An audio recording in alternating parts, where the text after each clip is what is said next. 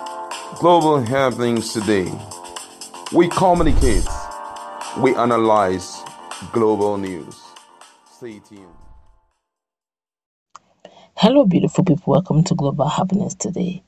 Some many months ago, Sheikh Gumi had actually warned Nigerians over the incessant moves and attacks that the Fulani herdsmen will do, except if they give them amnesty, absorb them back into the society. Well, it looks like there is a clarion call over what Sheikh Gumi have said as Nigerians are beginning to face the heat like no other. Before we go into the news proper, like and subscribe to our channel by clicking on the red subscribe button beside it.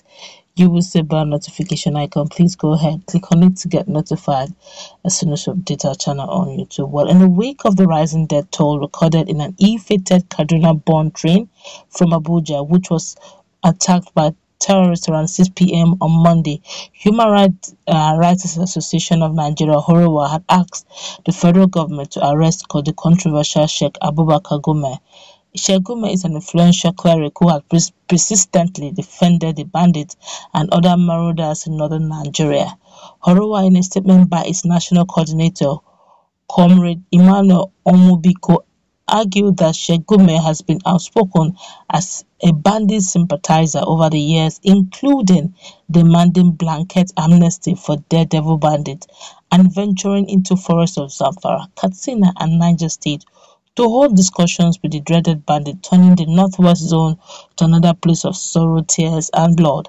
The rights group also said it was not enough for the regime of the President Muhammadu Buhari to just declare bandits as terrorists as gazetted by the federal government in January 2022, following the order of Justice Taiwo of the Federal High Court in Abuja. Rather, the group said the Attorney General of the Federation and Minister of Justice Abubakar Malami, Senior Advocate of Nigeria, SAN, should go further also to gazette bandit sympathizers like Sheikh Gumi as terrorist sympathizers.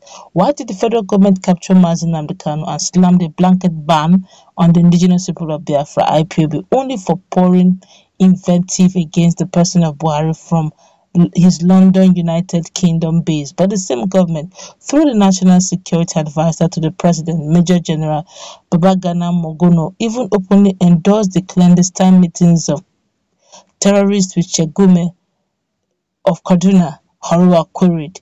This is double standards, and this is the reason why there is so much injustices all around this administration.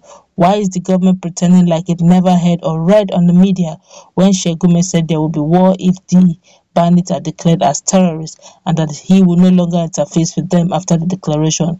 And now that the war foretold has started and innocent blood is being spilled, why is the government not inviting Sheikh Gumi to say more than he knows about these guys? He is so much defended and even compared them to the Niger Delta resource control agitators. Why is Gumi bigger than the law, but Nnamdi Kanu has been languishing in DSS underground cell, allegedly undergoing torture? The human rights advocacy group demanded answers. Nigerians have taken to the social media page to respond to this. This is definitely not a new call, but the question is, will the presidency heed this call?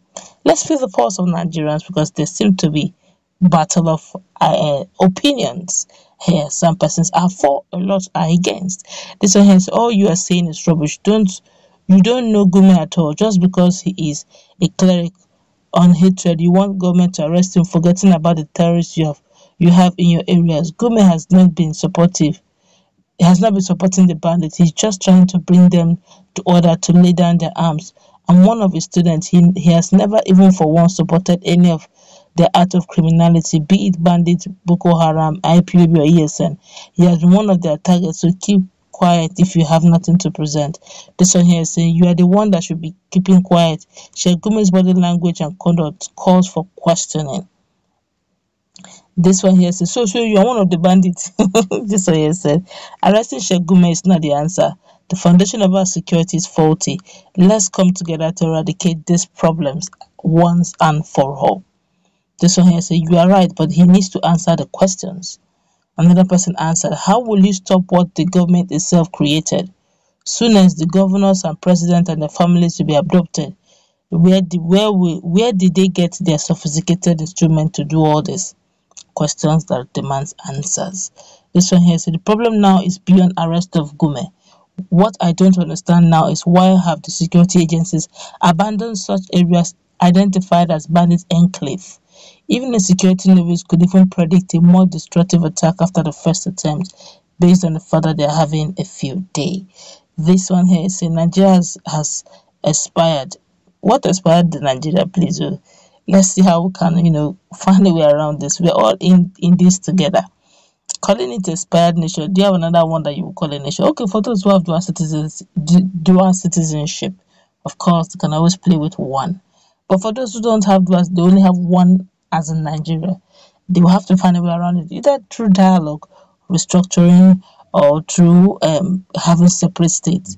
Either which way, can we just avoid the issue of chaos? But then, for how long are we going to continue like this? And if you see the prominent people that were kidnapped in this Abuja Kaduna road, it will amaze you. Heavyweights are in that train. Some of them, the bandits have started calling out the families that they are with their family members. They should start bringing money. It has been degenerated to that level. Even the government are not providing jobs. It may even get worse with inflation everywhere, insecurity everywhere. Jobs, people are losing their jobs every day because of the heavy inflation rate. Forex on the increase, fuel has increased. In fact, everything is on the increase. Salaries reducing, expenses are increasing. It's just a matter of time. The World Bank had already predicted that very soon about almost 100 million Nigerians will go into poverty before the end of 2022. You now see the whole thing. It is not rocket science. One can predict. Staying even at the dashboard, you can stay at the Nigerian dashboard. You can predict where we're going. We did not qualify for World Cup. Nothing is just working. It's so pathetic.